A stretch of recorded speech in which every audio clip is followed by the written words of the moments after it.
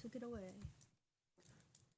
Okay, let's call the Clewiston City Commission regular meeting to order. It's Monday, February 23rd, 2026, 5 p.m. And Pastor Vargas, if you will come and give us an invocation. Lord, we thank you for this day that you have given us, God, another day that we have been given, Lord, to come, God, and honor your name. We pray for our mayor, for every commissioner, Lord, for every city council member, Lord, for every member, God, and representative here today, that you would give us wisdom, Lord, in the days ahead. God, wisdom for this year, Lord, to do, Lord, that which you have called us to do, Lord, according to your will. We thank you, Lord, for every leader, Lord, for every sacrifice that has been made, Lord, in the name of Jesus. Thank you. Amen. Please join me in the pledge. I pledge Allegiance to the flag of the United States of America and to the republic for which it stands, one nation, under God, indivisible, with liberty and justice for all. All right, Madam Clerk, if you would do the roll call. Commissioner Williams. Here. Commissioner Edmonds. Here. Commissioner Gardner. Here. Vice Mayor Heislow. Here. Mayor Pittman. Here. City Manager Williams. Here. And City Attorney Rooney. Here. We have a quorum. All right, we have a couple of presentations today. Our 2025 Outstanding Community Service Award at our annual chamber dinner. The recipient was not able to make it, so tonight we would like to honor Ms. Christine Peterson. And we have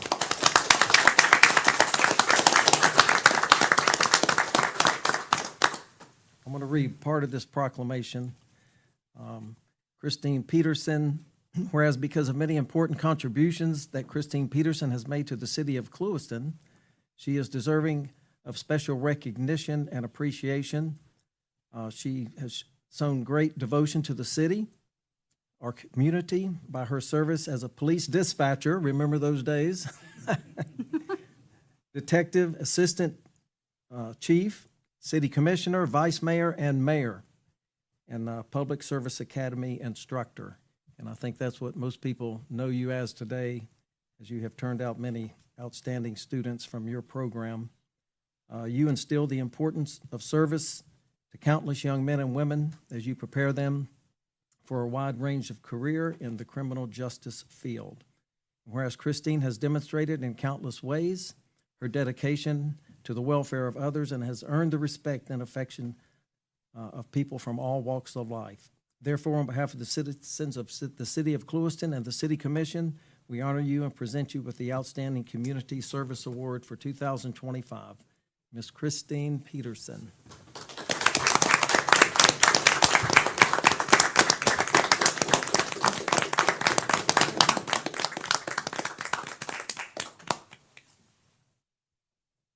Need to get a picture down front, don't we? We're going to walk down front.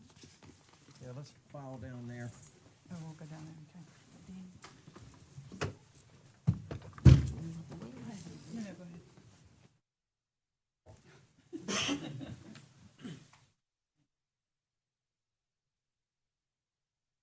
Appreciate this, but it's not, I don't do anything.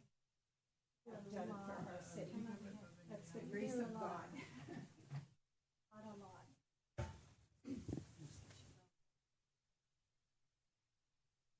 Ready? 1,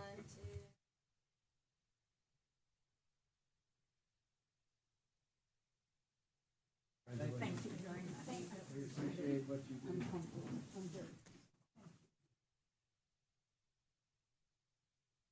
You know what, just stay down here. We're going to go ahead and do our other presentation. I do want to tell you, I'm very humbled, and I don't do anything any differently than any of you in this room do. We love this city. You have all put yourselves in that spot. I am a hot mess. It's the grace of God who has brought me to places where he felt that I was going to be perhaps useful. And I'm thankful to him for that. And I appreciate all of you for doing the same thing. You are absolutely essential to the city, and keep up the good work. Thank you.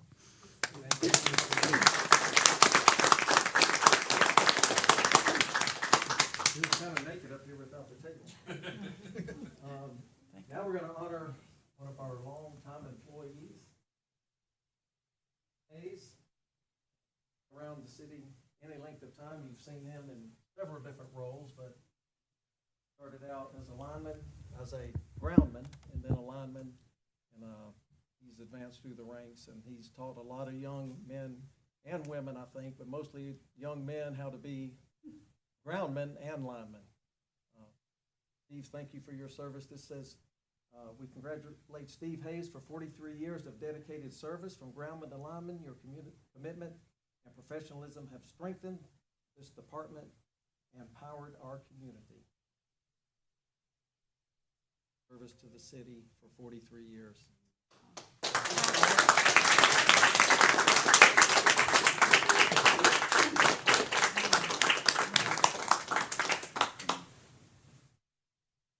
All right, we'll make another. In fact, Lynn, here, you can present this to him.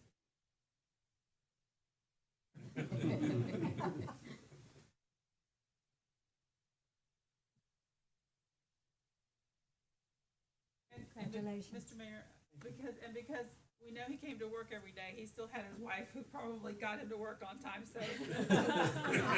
Not really. He's the one that does the alarm and gets my shower on, so. You were part of the whole process. Sorry.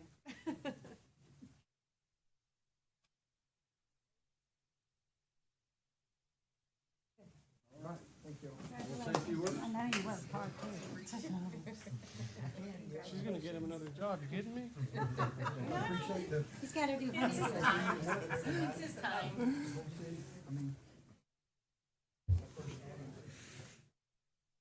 Supported my family for all the years. College. I appreciate the opportunity to work for the city all this time. Steve, hope you have a good retirement.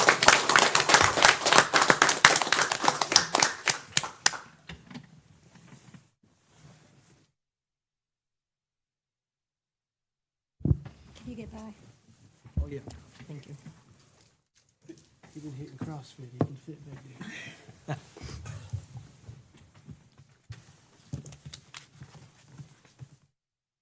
Okay, item 3 on the, well, is there any changes to the agenda? Yes, Mayor, we're going to add resolution number 2026-10 and resolution number 2026-11 to the agenda.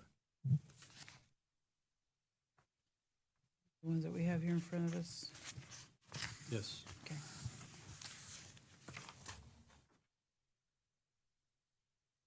Okay.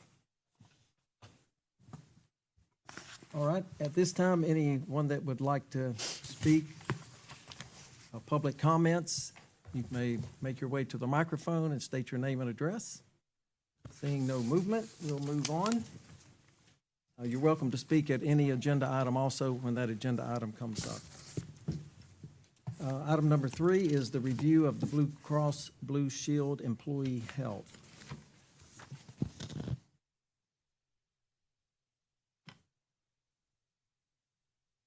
I think, Randy, I think you're going to speak on that behalf. I'm here.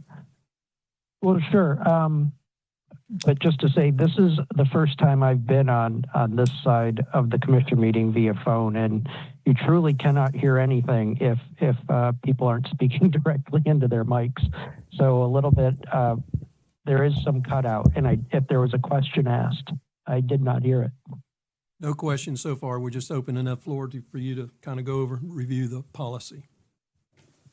Sure. And if Tim is there, he can answer some kind of like, hardcore numbers. But basically, what we had done this year is we had found some inconsistencies last year. The numbers were kind of all over the place with who paid what. And the basis for the plan has always been the employee is covered 100% on the city's base plan. And then a percentage of family members and, children or whatever plan you might choose, whether it's just spouse, kids, or the whole family. And the way it's set up this year, of course, was the 100% with the employee, and then the employer picked up an additional 40% of the coverage if the employee had chosen family, spouse, or children coverage. And that's where it's currently at. And I think the breakout is, and unfortunately I just don't have it in front of me, 79 employees have the employee-only coverage, and then 17 employees have, one of those other three plans, whether it's family, spouse, or children. And I believe the conversation, this had come up is the rates did go up, and it was just the change. I'm assuming, and I thought we did good with this on budget, but I think I maybe didn't, make it expressly clear, since we're having surprises now as to what those final rates were going to look like.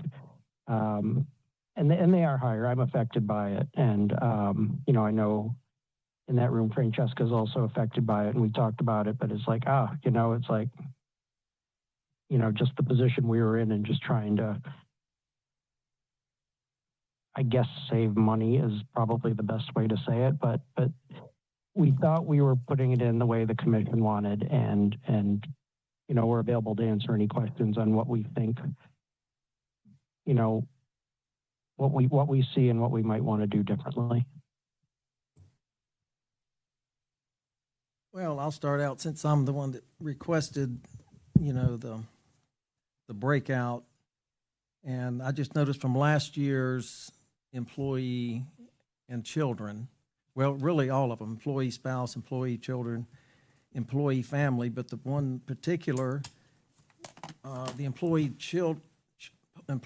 and, hang on, let me look at it, children went up 71% from last year.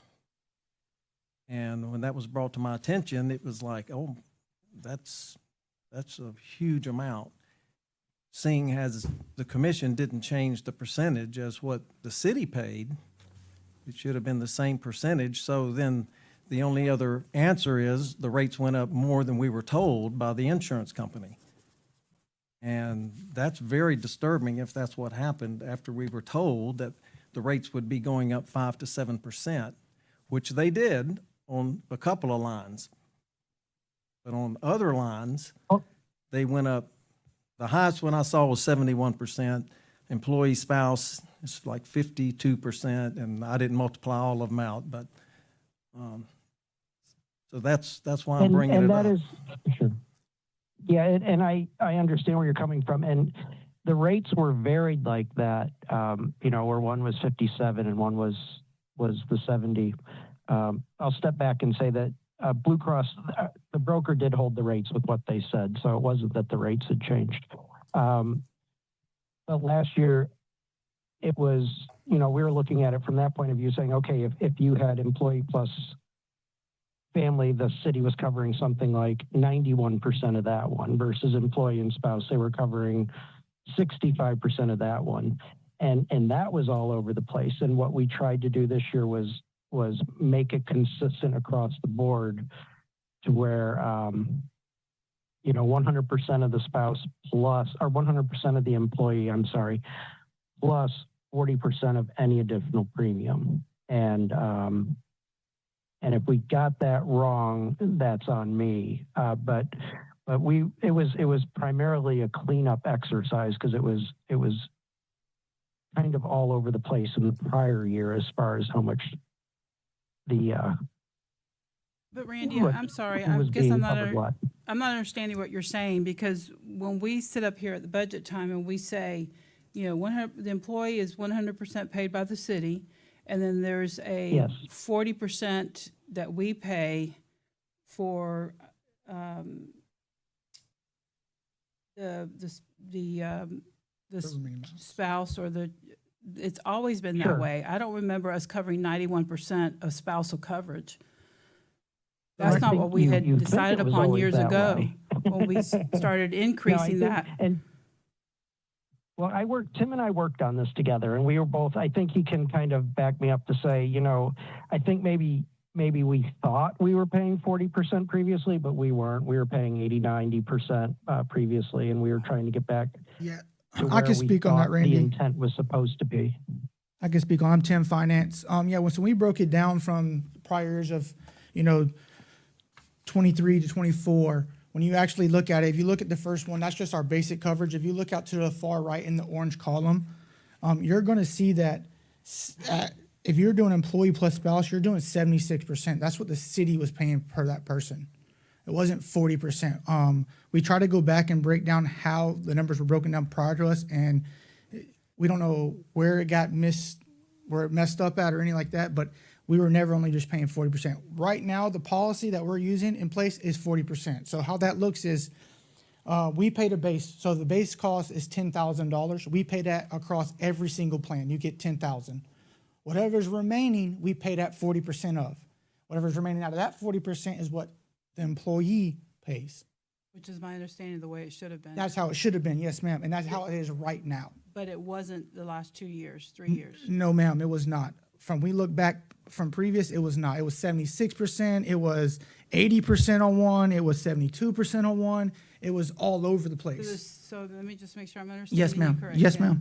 The city was paying more than their fair share of what they were supposed to be paying for spousal and family. And at this time during the budget process, you guys found that. Yes, ma'am. Okay. All right. Yes, ma'am, that is Okay, correct. Okay, but here's my question. Who said you could change it?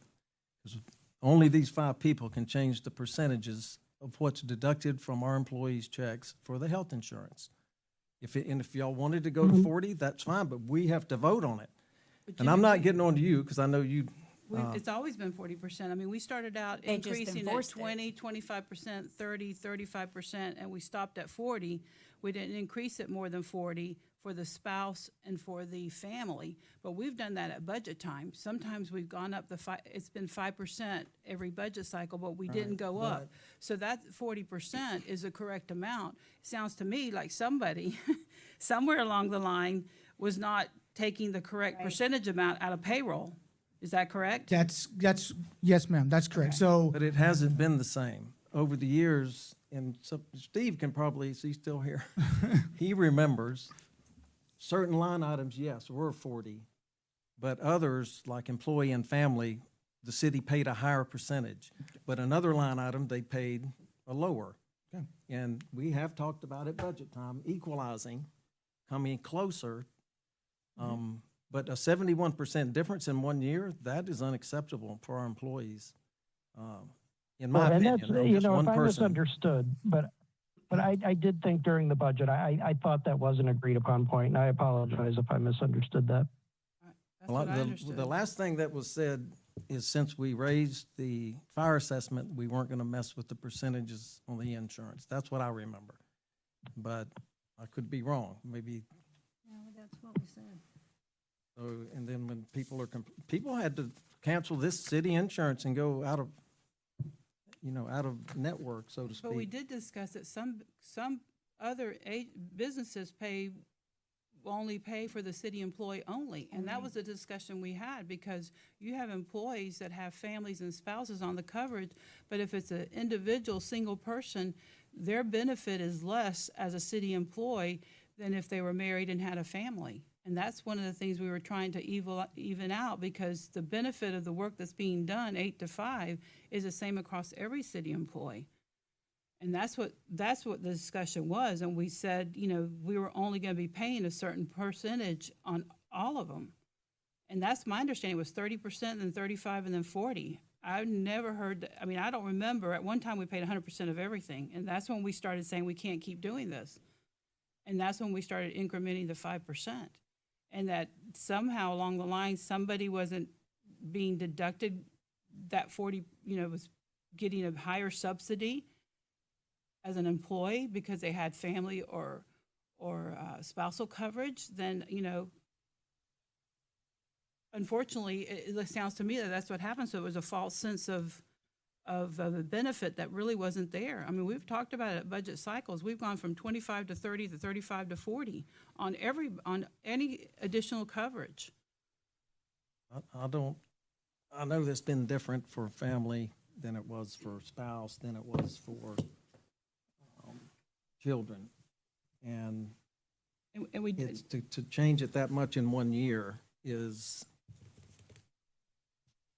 it's not good. When our own employees have to go somewhere else to get insurance coverage. So when was it changed? It was 71%. It was prior never- before me. It was already there. So it we, was never, we never had it. I mean, we used to pay 100%, but we started charging the employees 25, 30, 35, now up to 40. We've never covered after that point from when we started this. We never paid 71% for it was, if it was done in error. Because that's a huge benefit for someone who's working alongside somebody that doesn't have that same benefit. Can we pull those names? Can you give me those? I can, yes, sir, I can. I'd like to have that. There's only I don't seven- think you said there was only anybody's saying 17 though that that had- the city paid 71%. I think Jimmy is saying the cost went up 71%. Saying the price hike Yeah. on our employees went up so much, they had to cancel their city insurance and go find cheaper insurance elsewhere. Not everybody. It wasn't like 100 employees. It was a handful, but it's a handful that people, you know, ladies and families with children, and they couldn't afford it. And these are good employees, and we have a lot of jobs that are fixing to open up in our city, and we're gonna lose great employees if we can't beef up our benefits. And I'm not saying 40% isn't good, but maybe we need to look around and see. So What if I may say, if you look at the scenarios that are out, if you believe the one prior to this was more, cost effective for families, you can see the 60% one, which is the third one down, is very similar to the one that was done prior to this, that before the jump. So that's us paying 60%. So that's about equivalent of what was being paid, and that was never, we couldn't find anything that was ever discussed for that, like we said. So we thought the 40% was what we did, so we went through, this was done prior, like I said, and that's what we're paying right now, 40% of the remaining balance after we pay the premium that's offered free to the employee. And I believe during the budget time, if I remember correctly, the plan was going, the 5% was happening, and then when COVID came around, I think that's when I heard, I wasn't obviously with the city at that point, but that's kind of when it got stalled. And, that might be where some of the history was on as to why it stalled out, I guess. I don't know the best words to use for that. Okay, so your As far as percentages here the in step ups or step downs. the percentages here that you've given us in the orange boxes, is that what's current? That is current. Right now, the second box down is what's current right now. So that's the 10,000, that's every single plan's given automatically, then 40%. So you add those two together, will give you the percentage of what the city's paying per employee for that benefit. So it's Okay. still, So it's 100 for the single on the base plan. I'm looking Yes. at the base plan. yes, sir, And the city's paying 66.31, for employee and spouse. Yes, sir. and then so forth and so on, 70, and then, And that's 100% of the employee premium. We pay that 10,000, 10,000, 543.44 for every employee. every single So employee. we Yes, ma'am. deduct it, even though they have spousal coverage or We family deduct that coverage, off. we deduct it out. Yes, ma'am. All That's right. exactly how we calculate it. Right. well, then that just tells me that the premiums went up more than we were told.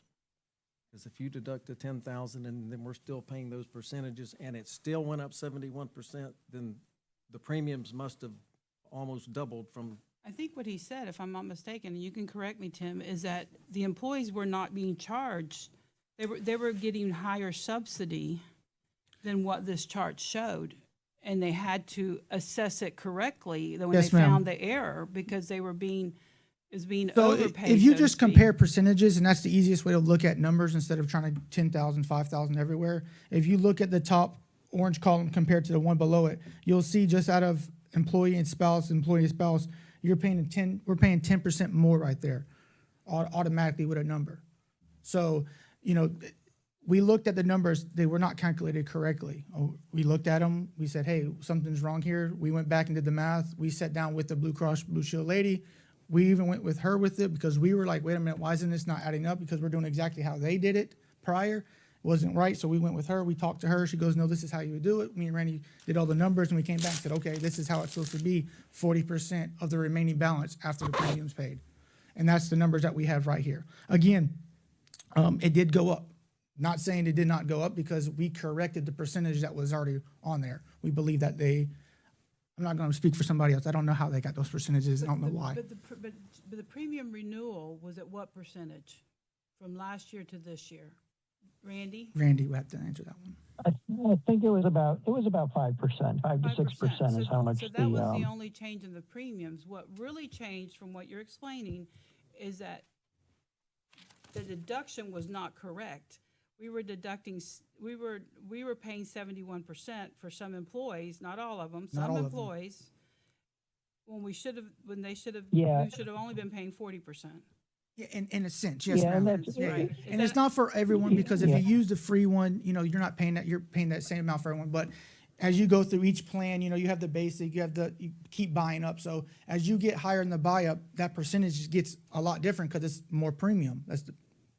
So you have to look at it that way. Now, again, it doesn't affect everyone, like we said. It's about 17 to 18 employees, but it does affect people. It does. I'm not going to say it doesn't. So did you go back after you found out that there was an error and deduct that from the employee's pay? No.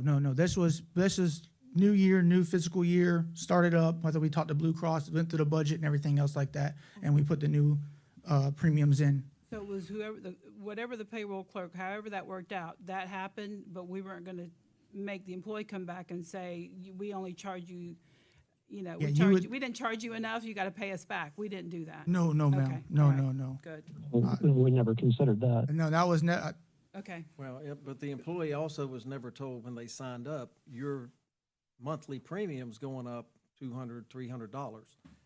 No. So they I had no believe they choice were until told they got during their open first enrollment. deduction They would have known and that. realized, But this, I can't afford this. What did you Only- say, Randy? only at open enrollment, like he said. Whenever they did open enrollment, because when they started, everyone had to sign back up again. Everybody's required to come in. So when they signed back up, they would have been told their premiums at that time. so they would have So seen the during open numbers. enrollment, they saw the pricing. Yes, ma'am.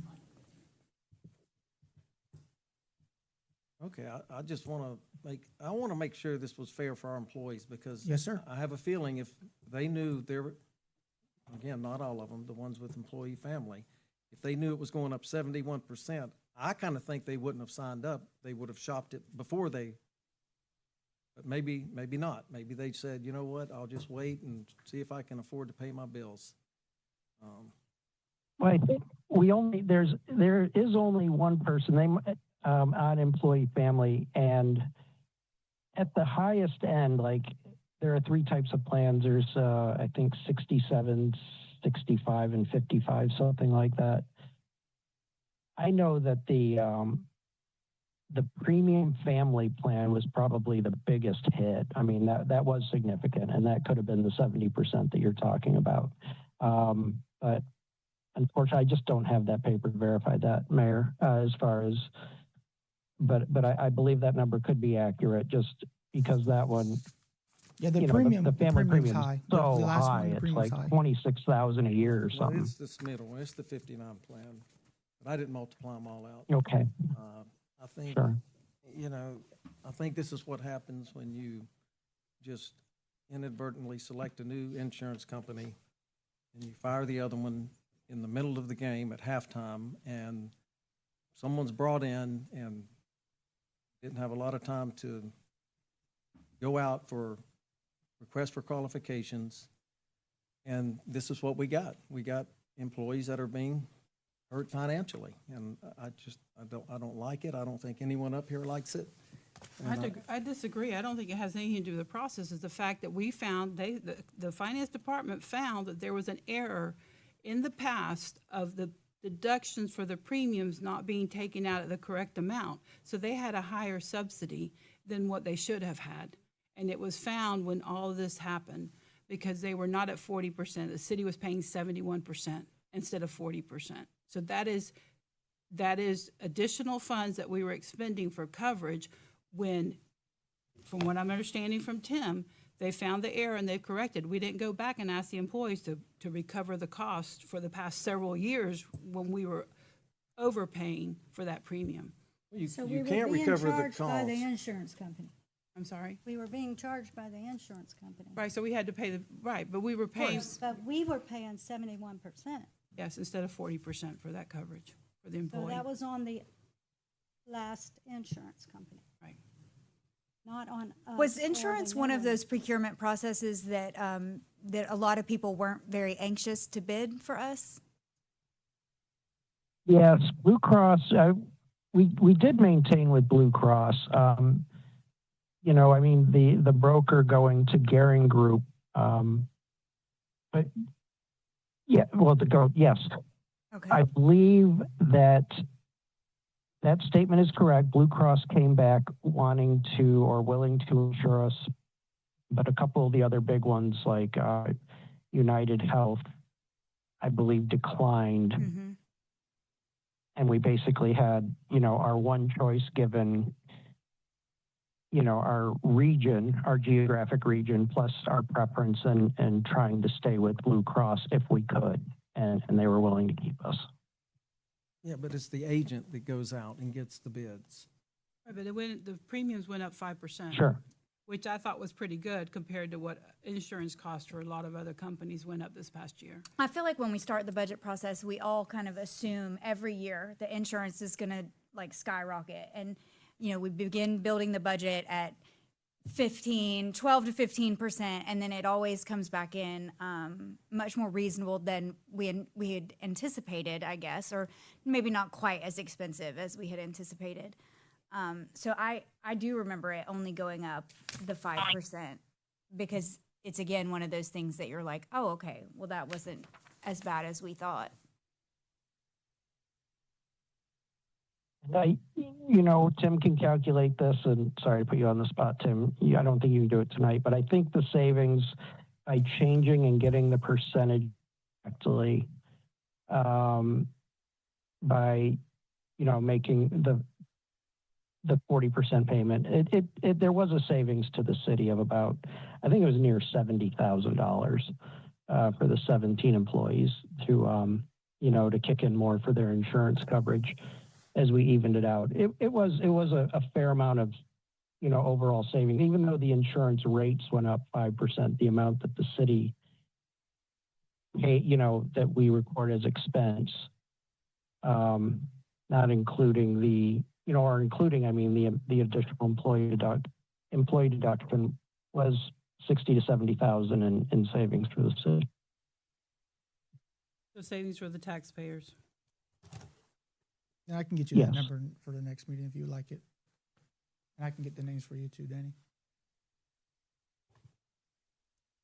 Okay, any other questions? So at this next upcoming budget time, I would like us to go out again for procurement of agents, since we switched agents, like I said, in the middle of the year, which is very unusual. It was done without commission approval, which has always had commission approval to select our insurance agent.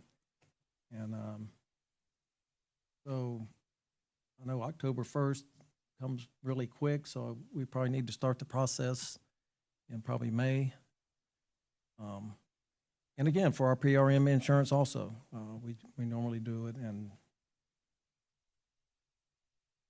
PRM has expressed interest in becoming our agent. And, you know, if PRM were to win, should we look at them and you know, Florida League of Cities, if both of them would probably love to have the benefit portion along with the property insurance. So it seems reasonable to bid out the agent, you know, and have all of the insurance with one of the quasi-governmental agency carriers like Florida League of Cities or PRM. It may save us money. So Randy, I'm sorry, does PRM carry their health insurance? Yeah, they, you know, similar to, you know, Florida League of Cities, they do the same thing. They don't carry the insurance, but they act as your broker. So they will get the bids out for like, you know, Florida Blue or Cigna or United Health. Thanks, Randy. Okay, any other You're welcome. questions? Thank you, Tim. Okay, we will move on to the consent agenda. I'd like to pull item 7. Is item 7 that resolution, or is that a different one? I believe it is resolution one of- 2026-10. Yep. 2026-10 is a resolution for number 7? Yeah, yes, item 7.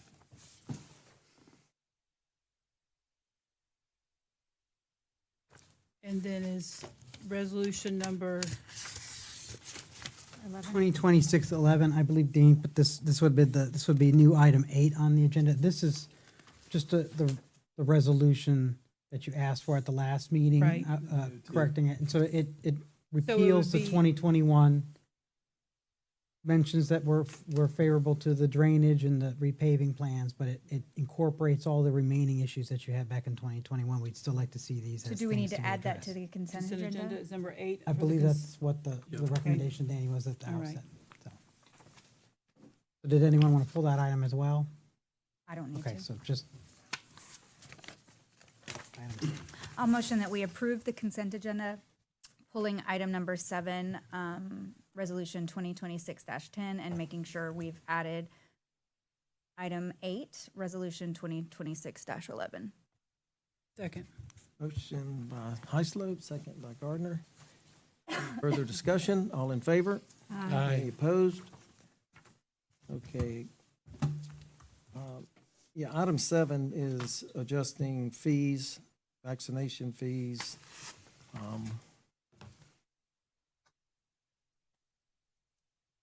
It says on the computer, it's different than what it says here. It says tax and fee schedule. To present to present day pricing, the revision will be more comparable to the Henry County's fee schedule. Item 7 here is a resolution adjusting impounding fee. I'm assuming this is for the pound, for the animal shelter, feeding, vaccination, and so forth. So which is it? Is it for vaccination, or is it for coming in line with the Henry County? What were the fees before? What are the fees going to be now? These, I just don't know if there's enough information to, I just hate to pass fees and not know what they are. I didn't bring the, I'm sorry, Nothing. we didn't bring the comparison to Henry counties, but our present fee schedule is below Henry counties. Fee schedules for impound, for daily feeding, for the whole gamut. So we are just attempting to adjust our fees to the present market day that for vaccinations, impound fees, feedings, to be more in line with Henry County, but to create our own fee schedule. And it also includes all impounds, so owner surrenders, everything. Just the entire Appendix A needed revision on each one of those line items. So it's to cover our costs, basically, Right, because to obviously cover the the cost schedule of it, that we've yeah, had, because we wasn't covering the cost. Exactly. It doesn't look Right. like it appeared to be revised in a decade or so, and inflations and different things for foods, were for behind. vaccinations, for Probably longer than that. medications. Right.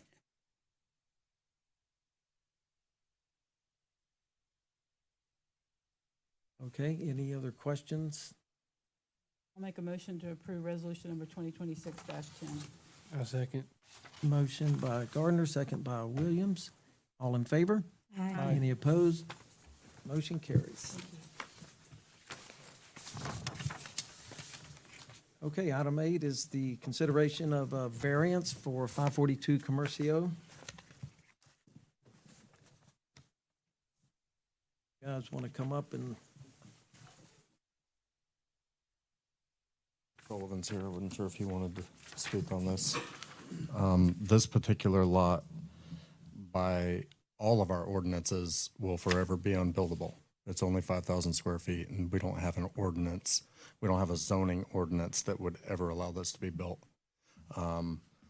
Mr. Sullivan approached me about it, and I asked him to give me a plan that he thought would fit on the property, because even I was skeptical that he could make something fit on there. But he did. he brought me something, then I'm in favor of it. Otherwise, this will forever be an unbuildable lot. And this is a vacant lot right now. It's But it vacant, used to have a mobile home on it? or 2 or 3. Or- I'm okay. not aware of Two, yeah, the, okay. I know that Mr. Bryan's here, Mr. Sullivan's here. he is currently building one on the north end of that block, and now looking to do one here, and I believe looking to move onto the property across the street and start working on that apartment setup soon. So And it's currently zoned what over there, that particular lot? I believe it was Property rezoned. appraiser, it's a mobile home, but they're always behind. Brian Sullivan for the record. It was zoned mobile home, and it was part of that park. The park had 90% of the one block, and then it had the north and south corners of the west half of the adjoining block. So when I bought it and cleaned it up, the north lot is conforming. It's 4 lots, so you have 100 by 100.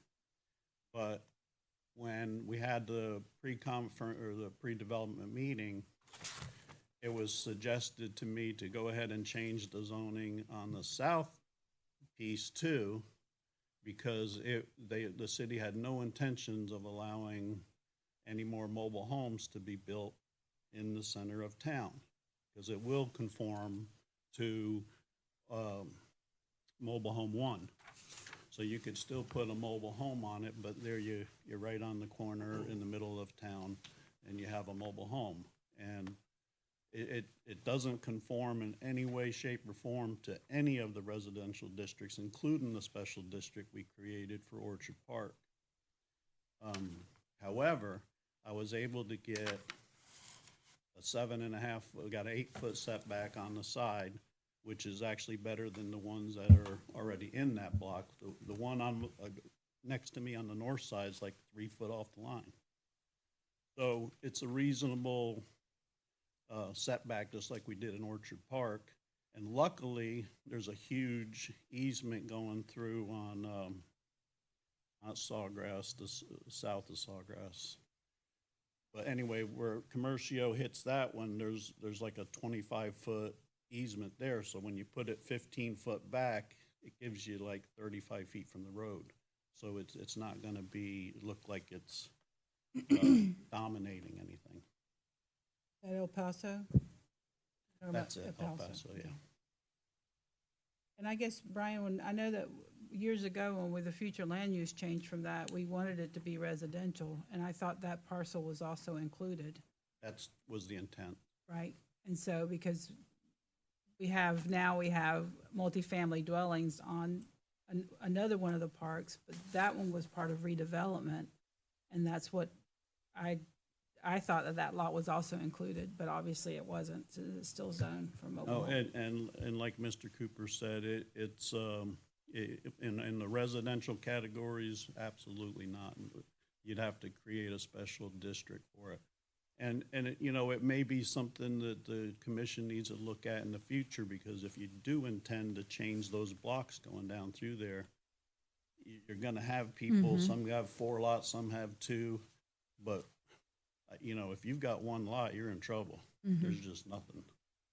But 2 lots, is a 50-foot lot. They're doing subdivisions every day with 50-foot lots.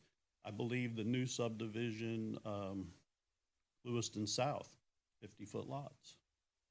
So We have in town, Osceola, Pasadena, some of the other sections of town, where the homes were built in the 30s, or I don't know if they're 50 feet. There might be a little bit more than that, 65 feet, but they're smaller, yeah. Right. Orchard Park were 60. They averaged, they were give or take, but they pretty much were 60 by 120, so like 8,500 feet. The thing is, down the line, there's other lots on that street that are the same square footage, and then there's one that's even less.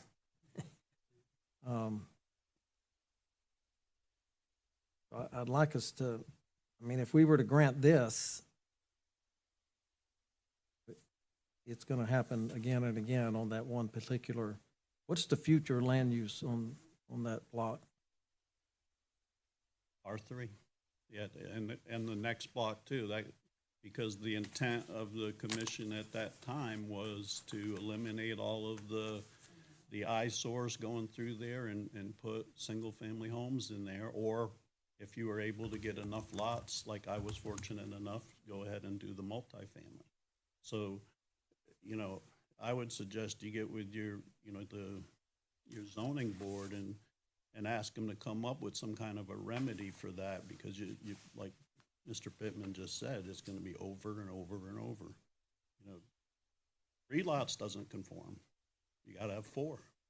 So, Mr. Mayor, may I make a recommendation? What I would ask is maybe we task the Planning and Zoning Board in looking at the issue and coming up with essentially a non-conforming lot ordinance that says if you have a lot of record, you know, it's what, at the time these lots were subdivided, they're originally buildable. They'll be buildable within the city of Clewiston. And but for adopting that kind of resolution, that kind of ordinance, looking at how many of you have actually out there, and see if you want to tinker it at all to incentivize people to accumulate multiple lots, if there's anything like that. But you definitely don't want a situation where you have a lot of record that was buildable until, you know, sometime in the recent past, and now it's completely useless. So I think that it's probably more than I just want to make the change right away. I want to have somebody look at it and see how many we're actually dealing with and if you need to tweak it. But, you know, all these lots are part of the original, you know, plan of the city. And I think, yeah, they should be developable in some way, shape, or form. And you don't want to see them, each one come here. But this one clearly meets all the standards of the variance criteria. Well, and also, I mean, when he purchased this lot, he purchased it with a bigger parcel that we had already changed the zoning on it, you know, not to be a mobile home lot, you know, to be a multifamily. Yeah. Right, Multifamily. R3. And so I thought that this was all included. I think in this that. is, looking back at the correspondence, was, this Mom. is, the issue isn't the zoning. The issue is that none of our zoning, our future land use zoning categories allow a buildable lot under like 9,800 square feet. So there was a focus to try to build bigger 10,000-foot lots instead of the smaller ones. But the tendency now is even big new subdivisions, they're putting in 50-foot wide lots. I mean, It's a hardship, or it's a. Yeah. It meets the 25 by 80, requirements of right? the request. This Okay. was 25 by 80? It's 50 by 100, 2 25s by 100. We do have something in the ordinance that if the lot was previously occupied within the last 5 years, that it would remain buildable, that you could build something back on it. So this one hasn't had anything on it for Oh, and this is something that is gonna add to the community, it's gonna add to property values. This isn't something that you're hanging around the necks of local residents there. You're gonna increase their property values and hopefully encourage them to think about, gee, this trailer's about shot, maybe we can, you know, build here too. And as, I don't know your name, I'm sorry, but as he said, 100% right, adopt a policy, and you won't have to keep going through this, and he'll be able to handle it at his level. I think if we do adopt a policy, we need to still have a minimum square footage, because the lot down the street here, yours is 5,000. Looks like there's another couple of them that are 5,000-ish. But that one I'm looking at, and I looked it up, it has a single owner. I think it's like 3,000 square feet, just wide enough for a mobile home. Oh, Lord. So it's, that lot, I don't think you could put a house on that one with a house on a 5,000-foot lot next to it. So I think and again, this is getting off subject, but we probably need to put a minimum. But I would be definitely for looking at the various lots we have and, you know, coming up with an ordinance. how many unbuildable lots we would have. I know I looked at it one time when the subject came up, and I remember what Mr. Pittman said, that there was one in there that there was no way. And, but you know, even the guy next to me that's too close to the line, he's still got 4 lots, and it's a nice place. So it'll be good to get the single-family homes in and the mobile homes out. That was the intent of the changes that we did for redevelopment. Okay, and for attorney, everything meets the. Yeah, I think the testimony's covered all of the criteria and your variance criteria. I think the only question is if there's any members of the public have anything, open up a public hearing and close it. Okay, we'll declare the public hearing open. If anyone would like to speak, you can come to the podium and state your name and address. You gonna speak? Oh, okay. We're just ready to get out of here. Seeing none, we'll close the public hearing. Any further comments or questions by the commission? We did send this out to everybody within 200 feet. We didn't get any feedback. Oh, okay. All right, hearing none, we'll entertain a motion. Make a motion to approve the variance application for 542 Commercial Street. A second. Motion by Gardner, second by Williams. Any further discussion? All in favor? Aye. Any opposed? Motion carries. All right, thank you guys for coming in. Brian, I have a Thank quick you. question for you. Originally on Orchard Park, since you brought it up, what were those homes selling for at that time when you did that project? We started them at 128. I just saw the latest sale, it was over 300,000. I noticed. Okay, all right. And there's two of those 120s in there for 250. Wow. That's what we want to see, people build, empires. Thank you, guys. All right. Have a good day. Okay, item 9 on the agenda is the consideration and approval of a special exception application for 813 East Ventura Avenue. All right, so I believe that Mr. Davis is here. This one is a special exception, not a variance, because what he wants to build is not an allowable use. That is zoned industrial over there. It's on the other side of Francisco, and it's all the mobile homes that are in there. I'm trying to understand the history behind it. I think that Mr. Reese did some inspections on some and actually condemned some of them, but in order for the homes that are in there would basically have to age out before this could ever be used as an industrial park. So I'm in favor of it because I think that it allows us to do something now. But that I think would get rid of the industrial plan that was put in place there, which I don't quite understand. Well, I think back in the day, there was a investment company or real estate company that pushed to get that rezoned because they were going to purchase the entire trailer parks around that area and put in an industrial suites or something like that. I heard some of that story, and he pushed for it to be rezoned industrial, but then Right. I think that there's a sunset law whenever a citizen or a property owner requests a rezoning for said project, and then if it doesn't happen, I believe there's a sunset law on that rezoning, which would kick it back to mobile homes at that So is point. that whole block, is that all zoned industrial in the future? And what is it on the future land use? And you take your time. I don't mind because it's set off the road, but Francisco probably does the frontage on Francisco. I think eventually either needs to be commercial or light industrial, not heavy industrial.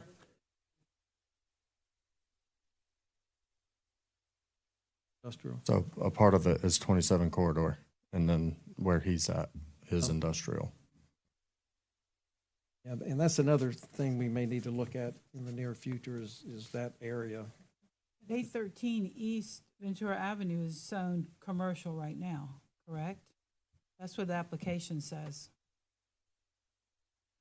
Yeah. Davis for the record. Yeah, it recently changed. It was changed in 2025, if I remember, when it converted over. And I do believe, correct, is that it was, I'm having a brain fart, sorry, long day. It recently changed, and it was because there was an industrial plan coming in there, and that has fell through, as obviously we know. And Okay. biggest concern we Got have it. in this neighborhood is we just don't have enough places for people. And you're to Mr. live. Davis? Yes, ma'am. Okay, all right.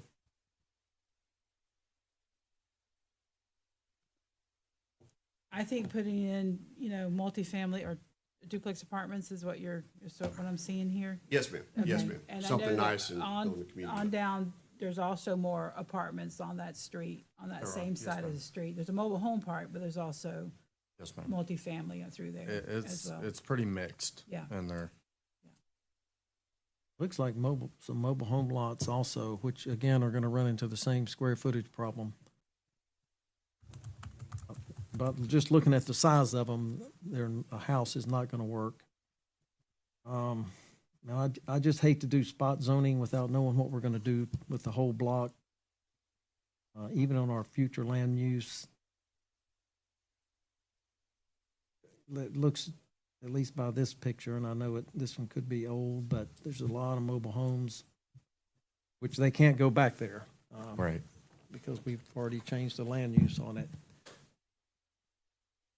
And it is, I would like to see it a residential area, definitely not industrial. That's something that we have to, On the exciting part about it is Leslie and I daily have people coming to us wanting to build stuff, wanting to do residential. The state of Florida right now is hard pressed to address the housing shortage problem that we have. Looking at our comprehensive plan, we only hit like 40% of our projected growth because there's just nowhere to grow. So we have people that are wanting to build duplexes and apartments, and there's a lot of apartment interest in Clewiston right now, some upper scale too. So Clewiston is definitely doing their part to address the housing shortage. So I'm excited to see people wanting to do stuff with lots that otherwise would just sit there. Can you make those green space, Jimmy? Or a park? In other words, what he builds, is that you can't build a home, make it a park. Make like a green space or you playground equipment or whatever. well, it's in the CRA, right, Leslie? Part of it. I mean, Too far off? That's not it. I don't think that's in the CRA. No. I'd Yeah. rather have it on the tax rolls, Right. Right. and, that's an old house that's been there. It was a nice homestead for many years, but now it's reached its life value. There's no doubt about that. Built in the 40s. And It was I'd rather actually one of see the original ones residential that than was moved. industrial, for sure, to be more in line with the whole block. Yeah, if you were even on the other side of the block, I probably wouldn't be in favor because just across one block, we have a commercial coming in with the new sports guy down there. On that side of the block, I'm willing to go residential there, but that's what I was gonna say. If we could get that in the CRA, the CRA could purchase those lots perhaps in the near future and then resell them, but, that Yeah, the would Main be, Street quarter plan doesn't go that far. It only goes to Sagamore, yeah. correct? And I don't know about, but certainly residential. So here we go, the lot just to the west of there, It's a house as well. It's residential. right, but look at the lot size. Yeah. No house is gonna be built there if something ever happens to that house. Because of the square footage of that lot. Are you sure you can't purchase that one too? I can get a shot. But if you look further down, there's a driveway there was another house there on the corner of Ventura and Francisco at one time, because there's 3 driveways there. So there was a house there that was torn down at that time. I said those were the houses that were brought over back, I believe, in the Right. Okay, we'll declare the public hearing open. If anyone would like to come to the podium and speak and state your name and address, other than Mr. Davis, thank you.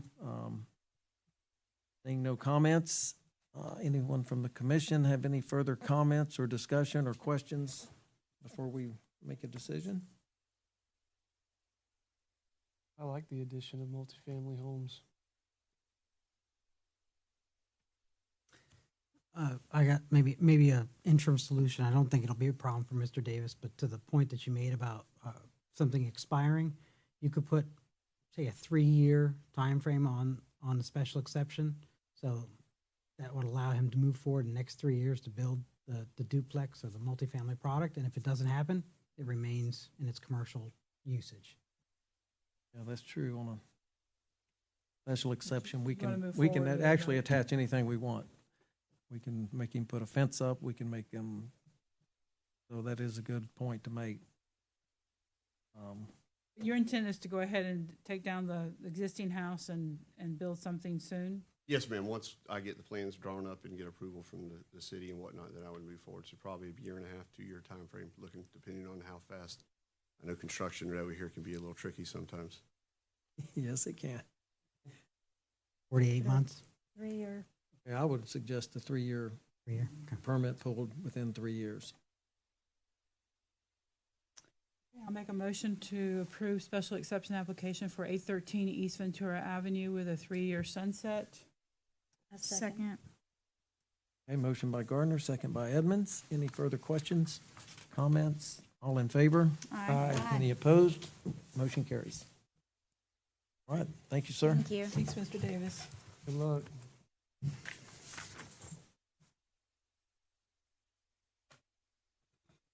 Okay, item 10 on the agenda is Resolution 2026-05. I'll read it by title, a resolution of the City Commission of the City of Clewiston, Florida, approving an agreement regarding the Clewiston Substation Feeder Breaker Replacement Project between the City of Clewiston and the FMPA, authorizing the appropriate city officials to execute the agreement, providing for severability, conflict, and an effective date. This is a budgeted item, correct, Lynn? You can come up because you're going to have several.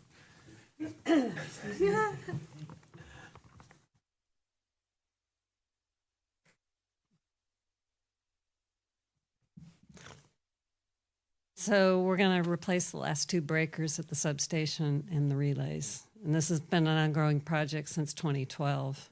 So Okay, it's 6 feeder breakers and 2 spares. This is the last oil breaker that we have out there. So it's a great project. We've already approved the construction. This contract here is to do the actual design of the protective systems and the as-built drawings. Okay. Any more questions? If not, we'll entertain a motion. A motion that we approve resolution 2026-05. Okay, motion by Highslope, second by Edmonds. Anything else? All in favor? Aye. Any opposed? Motion carries. Okay, next is Resolution 2026-06, a resolution of the City Commission of the City of Clewiston, Florida, approving an agreement regarding the city electric system plan Phase 1 between the City of Clewiston and the Florida Municipal Power Agency, authorizing the appropriate city officials to execute the agreement, providing for severability, conflict, and an effective date. I know we talked about this during budget. Yeah, and this ties into all the growth that we're kind of anticipating, especially on the west side of the city. We've been talking a little bit to the engineers about how to anticipate that growth and whether we were ready for it. And they said, well, you know, we would recommend doing a model first. And we went to FMPA and some of their contractors to see who would be a good choice for that. And they recommended Leidos, so we talked to a couple cities. And then they came back to us with a proposal for about $80,000. And we talked some more about phasing it. And what's before you now is Phase 1, which would just be going out and getting all the assets mapped.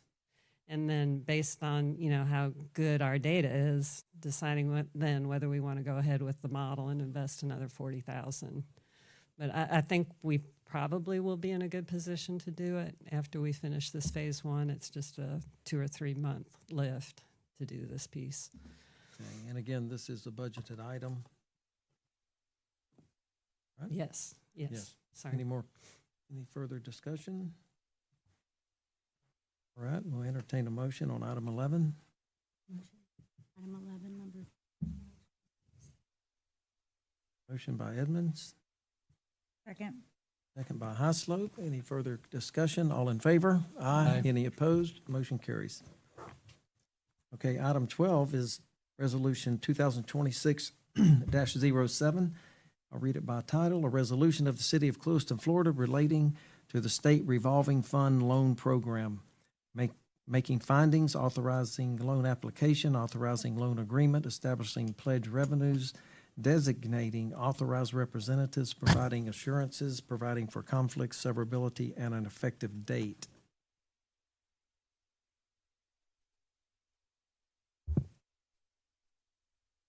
Any discussion, explanation? Who's up on that one? It looks like to me that it's a loan amount, and now they're saying that they're gonna do a 100% principal forgiveness. And I we like have that. to change the ordinance to state that. So, I'll make a motion to approve the resolution. That's good to me. 26-07. Right on, a second. All right, motion by Gardner, second by Williams, and this was, I was looking, and it's specifically for water. Can you give us just a little bit of not a lot of detail, but what the plan is to spend the money on? I can tell you, it's Drinking Water Project 26045. Yep. Does that include, the treatment plant and distribution?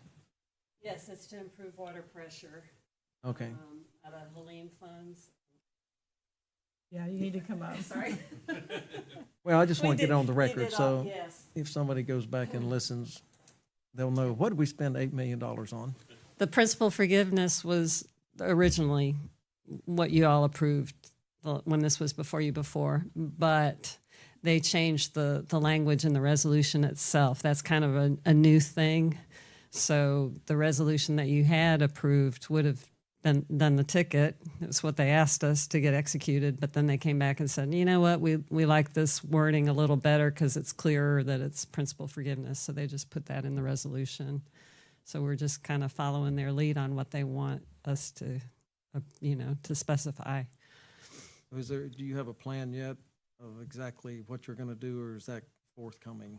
That's going to be coming as part of the SRF process. You have to do a facility plan, and one of the things that you have to address in that is this the best project to address the issue? So you can look at other solutions as well.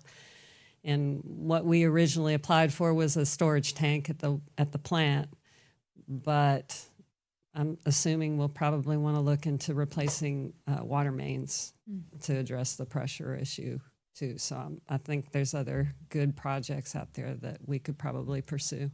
Is this gonna help us replace some of the water lines that have been here a long time? That's what I would think we would look into. Yeah. At any rate, either project is good, and $8 million of money that we don't have to pay back is even better. Can't turn that down, huh? Right. Yeah, that's right. Who wants $8 million? Okay. Motion and a second, we've already had. All in favor?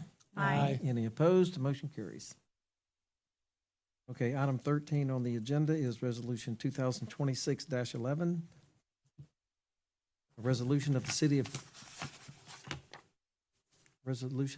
of Clewiston City Commission rescinding a prior resolution relating to the Florida Department of Transportation's FDOT US 27.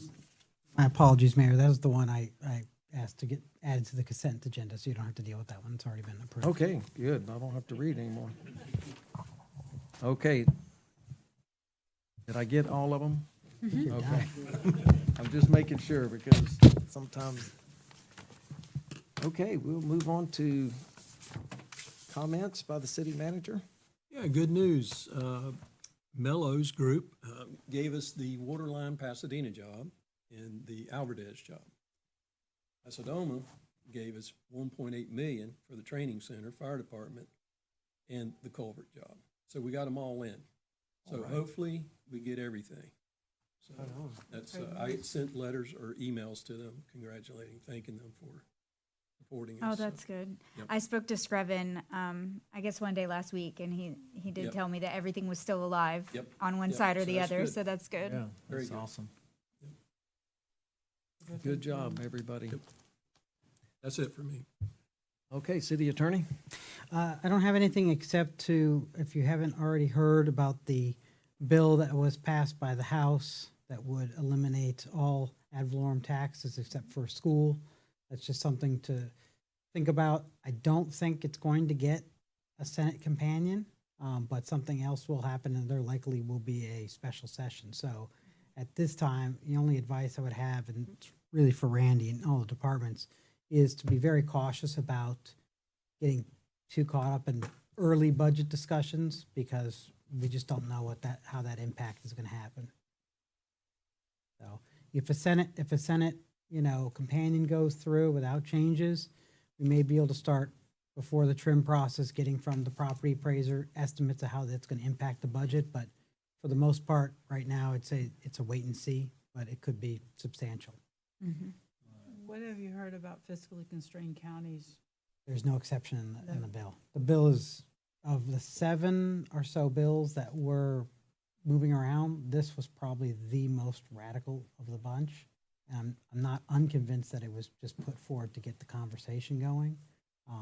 But what it does, in its 3 basic elements, is it says no homestead tax, or no taxes on homesteaded properties except for the school portion. And local governments cannot reduce fire and police spending beyond the last year.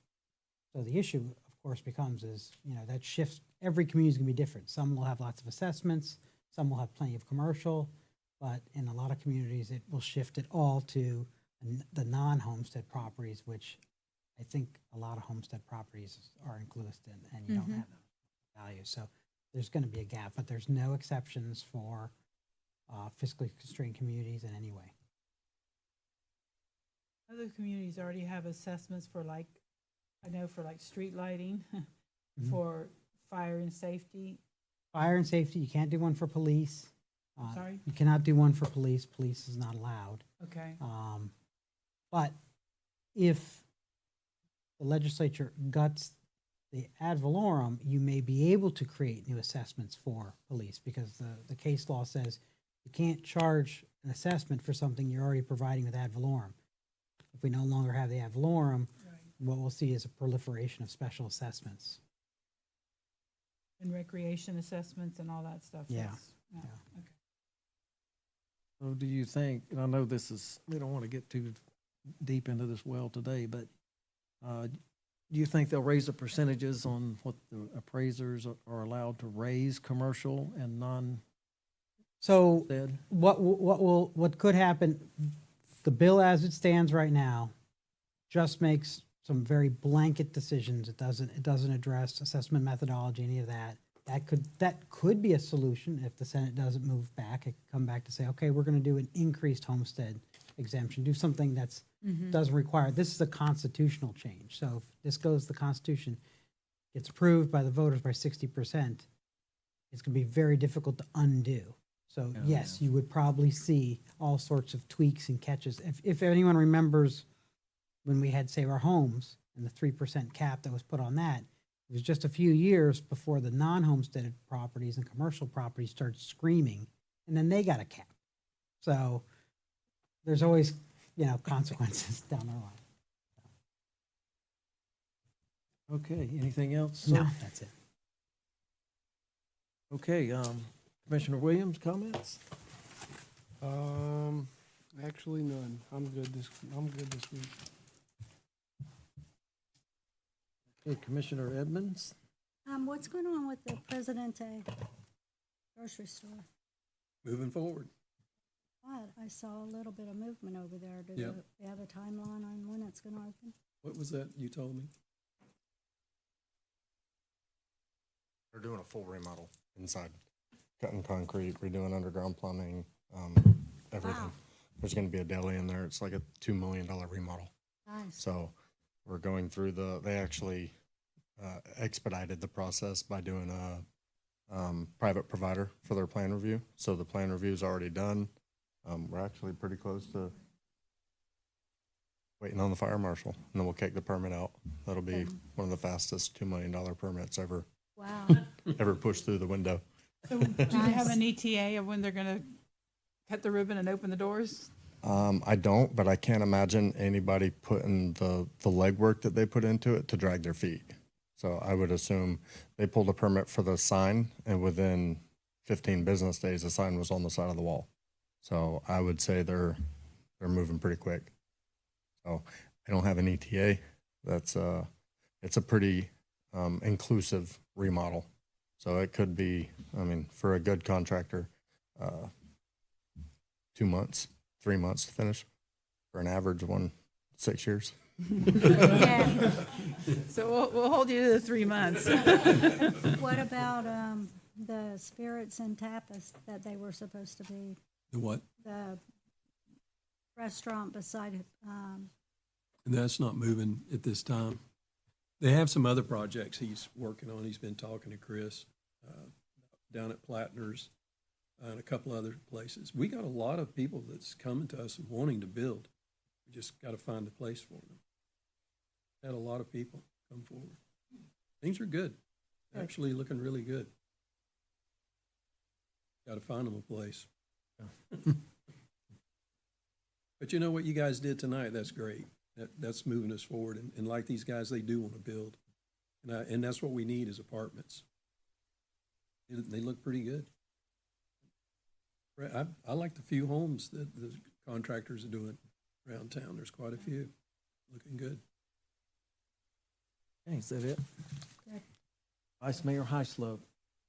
I'd like to real quickly, I know that they're both gone, but congratulate Christine Peterson again for, I mean, just on a personal level, she's been a great mentor for me, you know, before I came on the commission and now that she's stepped off.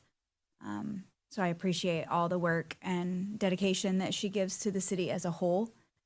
And I'd also like to congratulate Steve. 43 years it's pretty amazing. So good for him. I asked him what he was going to do with all his newfound time, and he assured me he would stay busy. So that's exciting. Mr. Pittman, you said something earlier about beefing up our benefits and, you know, wanting to look at that. And I'd like to say that I agree with that. We spoke during our special meeting. Was that last week? 13. Yeah, last week. About getting the staff an extra day or two, and I think things like that, and looking at our benefits packages, you know, every year, really, and seeing, are we doing the best we can do for our people? I think that that's important, that we use that as an opportunity to keep, to attract and retain good employees. And I would like for us to look at, this is going to be a Fran thing, so she's going to be so excited. I'd like for us to look at something called Board Doc. Henry County School Board uses that for their agendas and things like that. It is nearly impossible to keep up on the computer with a meeting. It's having no hyperlinks or anything like that. It is super, super difficult. I don't know, is it just me? Okay, like I'm just like forever scrolling, you know? You got to write down page numbers if you want to go to it quick. What was But the I program? don't. Like there are programs that make it where I don't have to write down page numbers. What's the name of the program? Board Doc. Board Doc. Henry County School Board uses it. So if you go, obviously they're governed by the same, you know, standards with the state and whatnot. If you go to their website and look at one of their agendas, you can see how everything, you know, pops out in its own window, and it's much more user-friendly. I think it would be much more user-friendly for the public even. And I think at the end of the day, once we all learn how to use it, I think it would make your life easier too, because it like has the ability to just enter in like Hillary Highslope motioned, Barbara Edmonds second, you know, or whatever, and track all that for you. And those are all of my things. Yeah, I think when we decided to get computers, we just got them and put the first thing we found, which was your predecessor. So I agree. I think it's not very user-friendly. It is not user-friendly at all. Not at all. So if that Not works the only out. one. Yeah. No, Well, that's why I got 3 windows open. I got to go back and forth. it's not a you thing, Barbara. Yeah. It's an us thing. It's Right. all of us. Okay, Commissioner Gardner? I'm so glad that Derek brought up about Doge, because I had also seen it through the Florida League of Cities about what's happening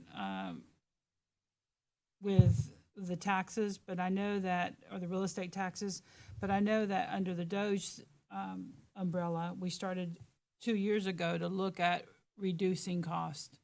And it's something that it looks like to me we're going to have to keep doing. And I don't know, where do we have to quit sharpening the pencil, because we're not going to be able to run the community, especially if we don't have the base that we have from the real estate taxes. So I think that this budget year is going to be for all cities, not just for us. It's going to be, a real big process.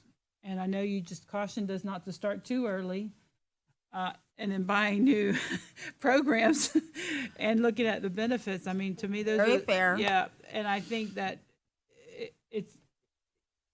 it's going to be difficult. I mean, we had talked about benefits and insurance, just overall, how to maximize the dollars that we do have, and knowing that there's going to be some type of reduction, whether we have to augment it because we're part of a physically constrained county and there's going to be some kind of leeway for us, or we're going to have to look at assessments. There's no way that we can continue to operate a city without having the baseline that we've been receiving, without cutting services to a huge amount.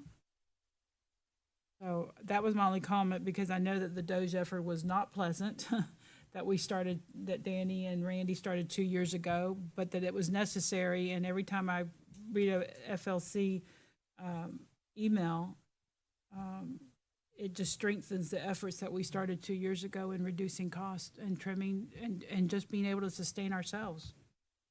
So. It wasn't pleasant at all, and honestly, I'm not quite sure that we don't still pay for that. Right. But it's what's required, and if we have to do it again, we have to do it again. I don't think we're going to have a choice, and I think that we're going to have to, how we go through the process. I know that Screven's probably going to keep us up to date, Danny, on what's happening, but that we're going to have more pencil sharpening, I think, this budget year than we did the previous 2 years, which were painful. I think and that we can't start as early as we would want to.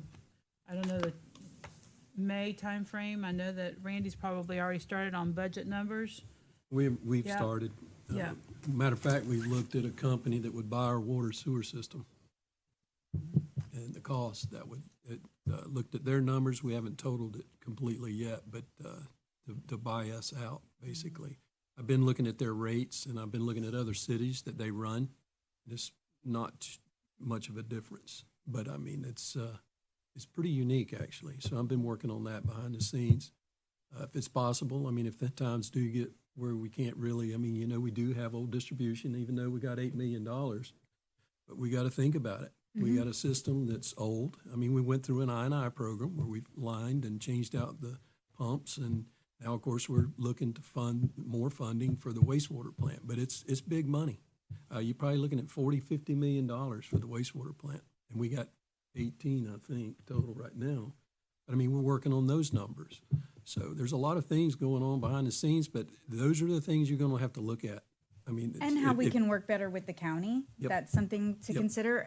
Are there services that we offer that, that the county might be interested in taking off our hands, or, I But hope anyway, not, those are but- things we're looking at. I think, as we look at all this, one of the things that over the years we have found out, especially during hurricanes, is that nobody looks out for us better than us. And that when we, parcel out things, we're always usually the last one to get the issues addressed. So I think that again, it's not going to be easy. We're going to have lots of discussions on this, especially after we find out what really is going to be happening. Well, from that's the what I'm state. saying. It depends Yeah. what goes down. I mean, Yeah. you got to look at it. Yeah. I mean, it's what it All is. right. Well, I appreciate you starting to look at the budget information already, because Tim's We've been shaking his doing head, that. that they've Actually, I started. think you guys should be getting emails about your budgets. Start working on them. That's all I had. Oh, no, I do have one more thing. Although I was not able to make it, Jeannie, I heard that the pickleball tournament was a success. So I want to thank you for the efforts that you did in getting that together, because I think the numbers, I think we have that 1,150 56, I think. Okay. gonna say it So was that was awesome packed. for Friday night, and I just want to continue to encourage you and your, and how you work your department and get these things done, because it's amazing that on a Friday night, we can have that many people show up, and I think those events are great for the community. So thank you, Jeannie. I didn't go to the pickleball tournament, but I did get food. Yeah, good job. Yeah, and I would just go ahead and, talking about the budget a little bit, is we may have to consider, no one likes it, but if ad valorem goes away, we're gonna have rate hikes. Yep. Water, sewer, electric, and if the Service Commission needs notice, we need to be thinking about that now, not in September. So if there's anything we need to do a study, do a notice, do something, that's just part of it. If we want to keep our golf course, if we want to keep fully staffed recreation and all the things that don't bring in money. I know the golf course brings in money, but I'm talking about we supplement it still. I know the police department doesn't bring in money, but we want protection. So it's all those areas. If we lose that ad valorem, something's got to go up or go away. And it's hard. It's a tough decision. And I think you're right. This year is going to be way tougher than last year. We talked about that too. So but we'll make it through it. We got the Sugar Festival coming. Yep. Right? Yep. So March something 14th. to look forward to. So no, You mentioned something about the golf course, and there was another event this weekend, and I heard about it at Rotary today, the LPGA golf tournament that happened out of the golf course, and it was the majority of the people that came were from out of town, and it was a very successful golf tournament. On the And women Danny, out you there. mentioned that there was. There's only 2 local ladies and the rest from East Coast, West Coast, and loved it. Loved the course. And that it was a meeting place in the middle, so just, think they had hats about off to 80 or Robbie and 90. his team for Awesome. putting that on. Nice. Yeah, it was Yeah. good. Great. right, good. I just need to ask Francesca a question about the workshop that we were supposed to have in March, if she had a date. Workshop? Did you say something about the 24th? Oh, okay. That's not for us. The board, but Chris is still working on that. Okay, I'm good. Yeah, that's something he's working on, but we really got to get going. And Got we a were lot of going to projects. also talk about the Housing Authority appointment. Did we Yeah. come up with someone? Not yet. I think it's, Working on you've publicized it, right? So you're still waiting on, okay. But the application needs to be adjusted because we are missing a piece. Okay. Okay, that's all I have. Motion to adjourn. So moved. Have a great week.